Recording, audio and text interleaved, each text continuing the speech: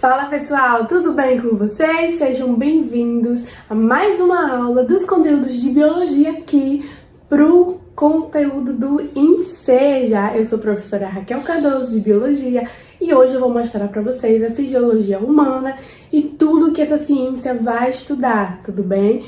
Pode chegar para cá então, porque a nossa aula vai começar. Bom, pessoal, o que é fisiologia humana? A fisiologia humana vai ser o estudo das funções dos seres vivos, nós humanos, porque o nome é fisiologia humana, e aí vai estudar todos os processos físicos, químicos que ocorrem nas células, nos tecidos, nos órgãos do corpo humano. Eu trouxe aqui para vocês alguns exemplos do sistema que a fisiologia estuda. A gente tem o sistema nervoso, o sistema urinário, o digestório, o cardiovascular, o respiratório e entre outros. Nessa aula eu vou focar com vocês no sistema nervoso, sistema cardiovascular e no sistema respiratório, tudo bem? Que são os sistemas mais importantes que costumam cair mais em prova. Então vamos para o nosso primeiro tópico. Bom, antes de falar sobre os outros sistemas, eu preciso que vocês tenham em mente algo sobre a fisiologia humana que é muito importante, referente aos tecidos do corpo humano. Deixa eu sair aqui um pouquinho da frente para vocês conseguirem visualizar o mapa mental. Bom, preparei esse mapa mental aqui dos tecidos do corpo humano para vocês se familiarizarem com os tecidos. E vamos lá, o corpo humano é constituído de 4 tecidos básicos: o tecido epitelial, o conjuntivo, o adiposo, o cartilaginoso e o tecido ósseo. Aqui eu vou focar para vocês nesses 4 tecidos.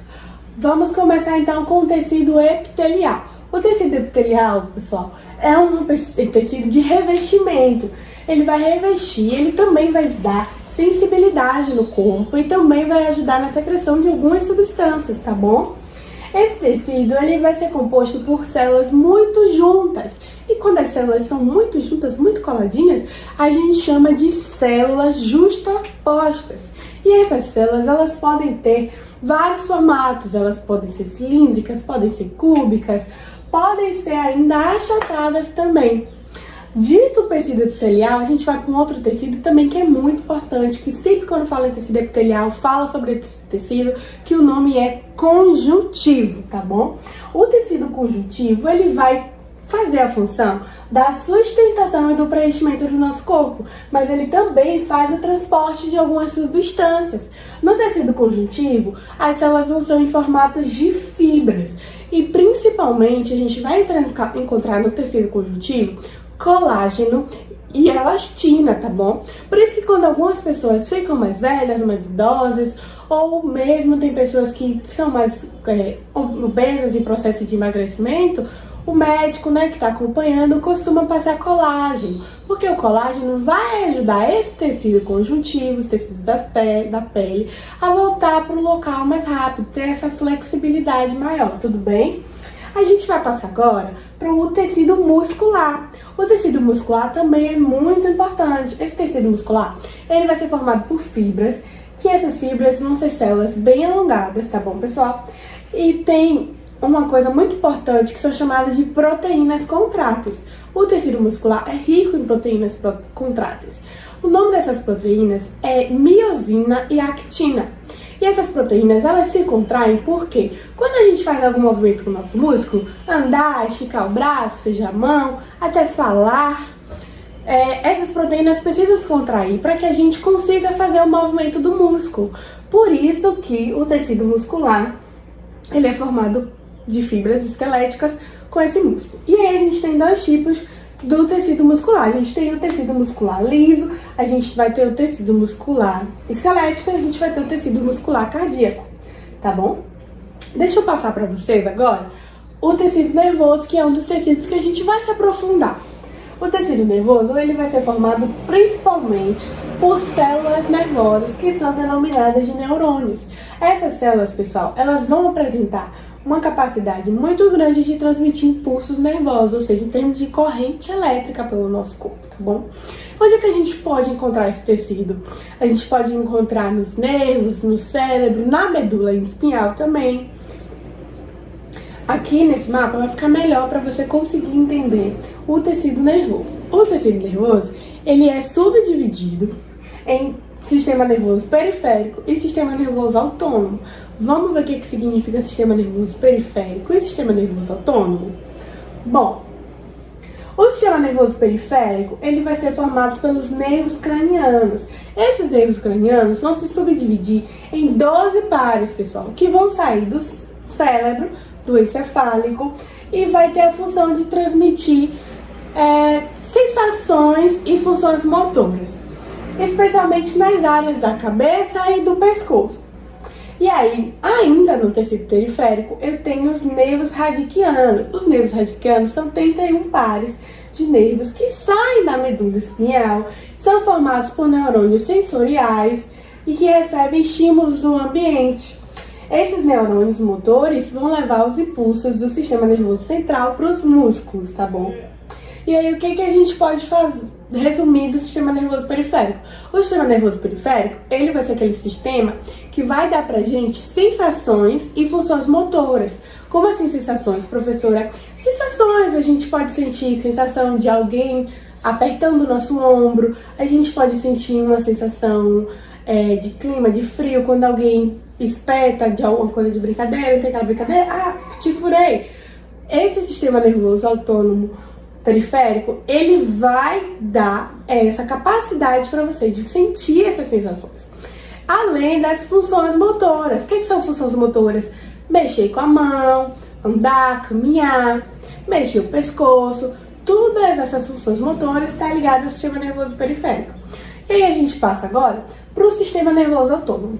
O sistema nervoso autônomo é uma coisa que funciona independente da nossa vontade, vamos dizer assim. Por isso o nome dele é autônomo, ele funciona sozinho. E aí o que acontece? Ele não precisa de um estímulo. O sistema nervoso autônomo, ele trabalha integrado com o sistema nervoso central, tá bom? E aí ele vai apresentar subdivisões. O que acontece? O sistema nervoso autônomo, ele se divide em dois, o simpático e o parasimpático. Vamos dar uma olhada aqui nas diferenças do simpático para o parasimpático. O sistema nervoso simpático, ele vai estimular os órgãos. Ou seja, meu sistema nervoso simpático, ele vai estimular meus órgãos para os meus órgãos trabalhem. Tudo bem? E o sistema nervoso parasimpático vai fazer o contrário. Se o simpático estimula meus órgãos a trabalhar, o parasimpático vai inibir os meus órgãos de trabalhar. Como assim, professora? Tem como inibir os meus órgãos de trabalhar? Tem, mas não é algo que a gente pensa em fazer e acontece. É algo natural, algo que a gente não tem controle, como o próprio nome do sistema diz, é autônomo. Então vamos pensar na situação. Você é um mergulhador e você tá nadando, e aí de repente você se bate com um tubarão no mar.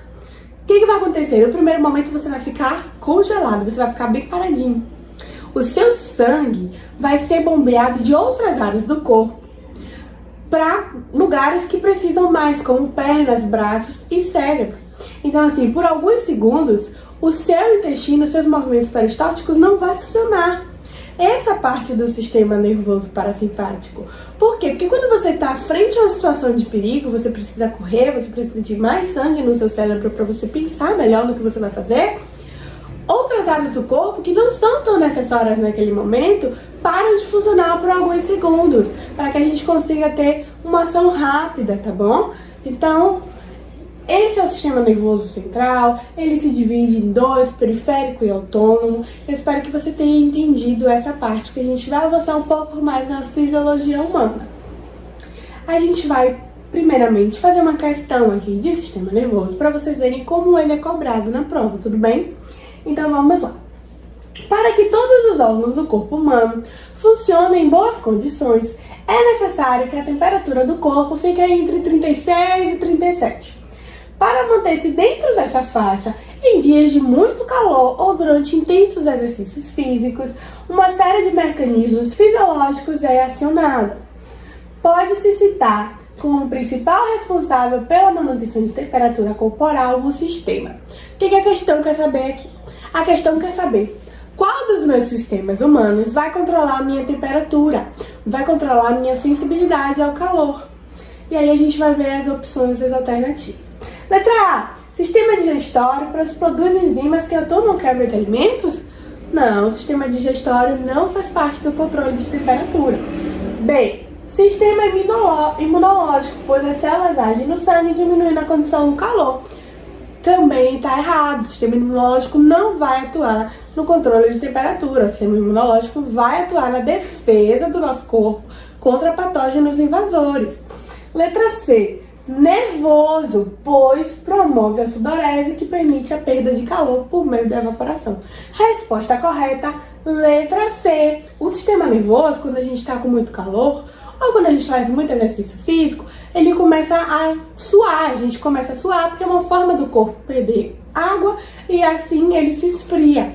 Consequentemente, quando a gente está perdendo água, a gente fica desidratado e aí a gente começa a ter muita sede, o que nos leva a beber água e a suar cada vez mais. Vamos dar uma olhada aqui nas outras opções, só pra gente dar uma olhada. Sistema reprodutor, claro que não, o sistema reprodutor não tem a ver com a temperatura, não é isso? Sistema endócrino, pois fabrica anticorpos que por sua vez atuam na variação dos diâmetros de vasos periféricos, também não, pessoal. Desse exercício a questão é letra C. Se você escolheu a letra C, você está certíssimo. Vamos aqui passar para o nosso sistema endócrino, outro sistema também muito importante, que cai muito em prova e que os alunos costumam meio que se atrapalhar um pouco, mas depois dessa aula você vai ficar craque, tá bom? Bom, vamos lá. Sistema endócrino. O que diz o nosso sistema endócrino? O nosso sistema endócrino ele é formado por um conjunto de glândulas que vão produzir alguns hormônios e esses hormônios vão funcionar como mensagens químicas do nosso corpo. Separei para vocês aqui algumas glândulas do nosso sistema, do nosso corpo humano, tá bom? Vou começar falando para vocês da adenohipófise. A adenohipófise, pessoal, ela vai trabalhar na gametogênese. Ela vai estimular a produção de testosterona na ovulação. E aí, o que acontece? Vai também estimular o hormônio do crescimento e a prolactina. A prolactina é um hormônio que controla a produção de leite, tá bom? Além disso tudo, a adenohipófise ainda estimula a tireoide, tá bom? A gente tem aqui os ovários. Os ovários, muita gente não sabe, mas é uma glândula, tá bom? São glândulas, porque são dois, tá? Um de cada lado do corpo da mulher. E os ovários, eles são responsáveis por produzir, armazenar os gametas e os hormônios femininos que vão atuar no ciclo menstrual. Quais os hormônios femininos que atuam no ciclo menstrual? O estrogênio e a progesterona, tá bom? Como os ovários são glândulas, a gente também tem os testículos. Os testículos também são glândulas, pessoal. Os testículos, eles produzem hormônios que vão conferir as características masculinas para o gameta. O que vai acontecer? Vai ter uma intensa produção de testosterona. Essa testosterona vai estimular a produção de espermatozoide, tá bom? E vai conferir as características sexuais secundárias ao homem. Outra coisa muito importante sobre glândulas, a gente tem o hipotálamo. O hipotálamo, vocês podem ver aqui no desenho, que ele fica na região do meio da cabeça, atrás dos olhos. E ele vai coordenar o nosso sistema nervoso e o sistema endócrino também, pessoal. O hipotálamo é muito importante para manter a homeostase do nosso corpo.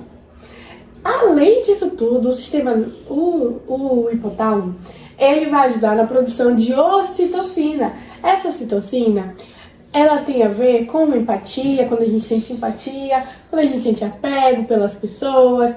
A ocitocina também vai acontecer lá na amamentação, quando a mãe tá dando mama ao filho. E aí tem aquela troca de carinho, troca de afeto, tá ocorrendo liberação de ocitocina. E além do mais, o hipotálamo também atua na fabricação de HD, que é um hormônio antidiurético. Tudo bem? A gente tem a glândula tireoide, que é muito comum falar da glândula tireoide. Inclusive tem aquela história de, morreu de tireoide. Eu tenho tireoide, por isso que eu tô assim. Todo mundo tem tireoide. Gente, tireoide não é doença, tireoide é uma glândula. Mas o que acontece? Às vezes a tireoide não funciona normalmente como deveria, e aí a gente precisa operar ou precisa tomar remédio para controlar. Vamos lá ver o que a tireoide faz. A tireoide, ela vai coordenar o funcionamento do coração, do cérebro, do fígado e do rim, através dos hormônios T3 e T4. A tireoide, ela vai ajudar no metabolismo corporal e ela também vai regular o fluxo de sangue, tudo bem, pessoal? É uma glândula muito importante do nosso corpo. A gente tem outra glândula aqui também muito importante, que é chamada de neurohipófise. Olha ela aqui no cantinho. O neurohipófise, ele vai estimular e receber os hormônios do hipotálamo, que vão ser liberados na corrente sanguínea para serem carregados para os outros órgãos. Uma questão aqui do sistema endócrino para vocês verem como são cobrados nas provas. Então vamos lá. A pílula anticoncepcional é um dos métodos contraceptivos de maior segurança, sendo constituída basicamente de dois hormônios sintéticos semelhantes ao hormônio produzido pelo organismo feminino, que é o hormônio estrogênio e o hormônio progesterona. Em um experimento médico, foi analisado o sangue de uma mulher que ingeriu ininterruptamente, ou seja, sem parar, um comprimido desse medicamento por 6 meses. E aí o gráfico me pergunta, qual gráfico representa a concentração sanguínea desses hormônios no período do experimento? Bom, antes de saber isso, tem que saber sobre como é o funcionamento do ciclo ovariano. E eu também preciso saber como a pílula anticoncepcional funciona.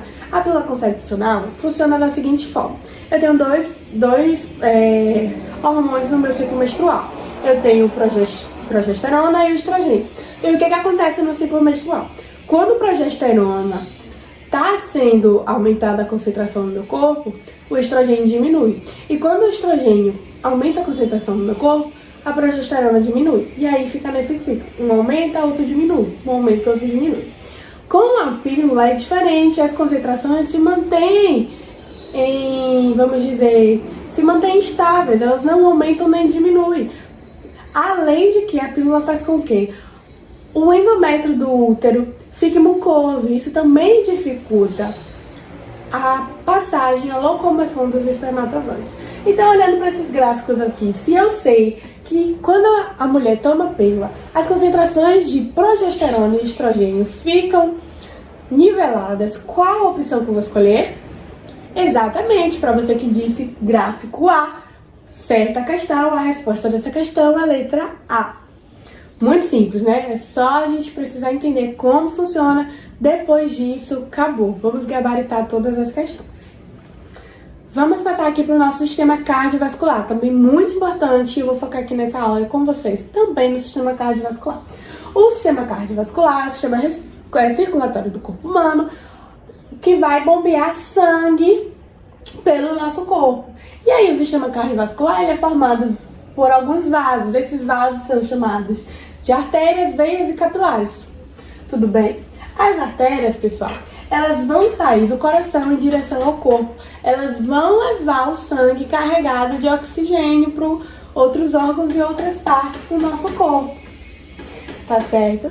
As veias, elas vão levar o sangue de volta para o coração. Então, pense assim, as artérias, o sangue sai do coração pelas artérias e vai para os órgãos cheio de oxigênio e outras substâncias mais.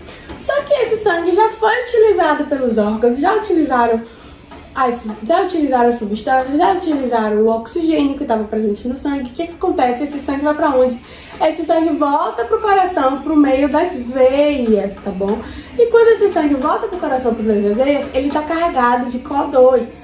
Então não pode misturar o sangue das artérias e o sangue das veias. O nosso corpo é muito inteligente, o nosso corpo é uma fábrica. Por isso que a gente tem artérias e veias, tá bom?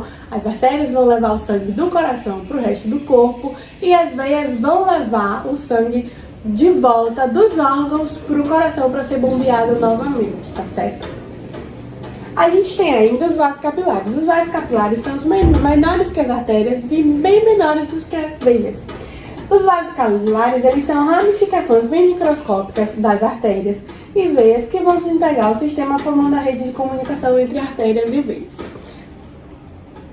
O coração, gente, ele é um músculo, então ele precisa se contrair. Sendo um músculo, ele é formado de fibras musculares, mas ele é um músculo liso, tá bom?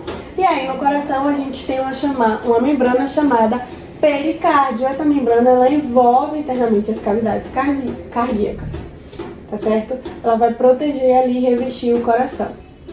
E o músculo do coração, o nome é miocárdio. miocárdio. Gravem isso, pessoal. O músculo miocárdio.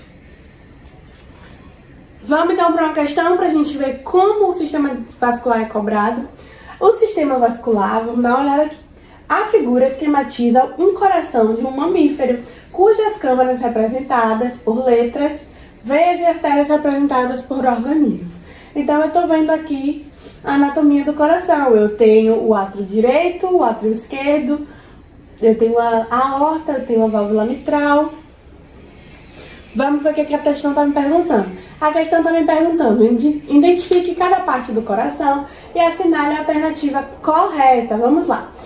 Letra A, o sangue rico em 0,2, ou seja, em oxigênio, chega nas câmaras A e B, pessoal.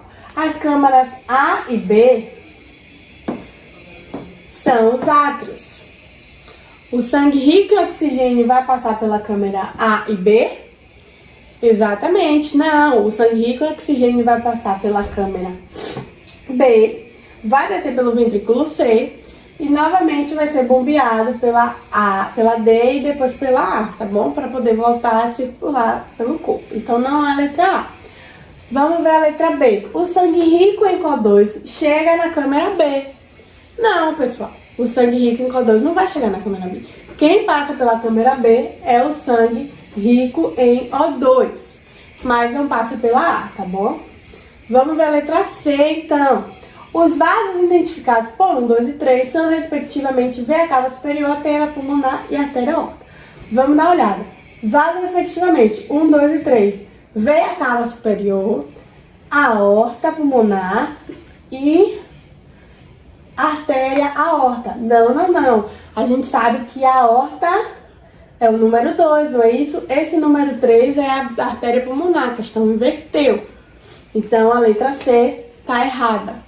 Vamos olhar a letra D, então, pessoal. A letra D me diz que o vaso indicado pelo número 5 traz o sangue arterial dos pulmões para o coração. Vamos voltar para a gente dar uma olhada. Vaso 5. Se eu sei que o sangue do pulmão passa pela minha artéria pulmonar, vai pelo número 3, ele volta por onde? Exatamente, ele vai voltar pelo número 4, novamente pro coração, que vai entrar no ventrículo A e sair pelo... vai entrar no átrio A e sair pelo ventrículo D. Então, a resposta correta dessa questão é a letra D de dado, pessoal. Quem acertou aí, pode escrever aqui embaixo nos comentários quem acertou essa questão, porque eu quero saber. Mas vamos dar uma olhada no que a letra E diz. A letra E diz: o vaso 3 leva o sangue arterial do coração para o corpo. Vamos dar uma olhada. Vaso 3, como eu já tinha falado pra vocês, é a artéria pulmonar. Então ele não vai levar o sangue do coração em direção ao corpo, ele vai levar o sangue do coração diretamente pro pulmão. Bom, esse é o fim da nossa aula. Eu espero que vocês tenham entendido. Se vocês ficaram com alguma dúvida desse capítulo de Fisiologia Humana, comentem aí, tá bom? Vocês podem ir também lá no meu Instagram, @biofácil. Lá eu posto dicas, conteúdos e muito mais. E é isso, a professora Raquel fica por aqui. Até a próxima aula e bons estudos. Tchau, tchau!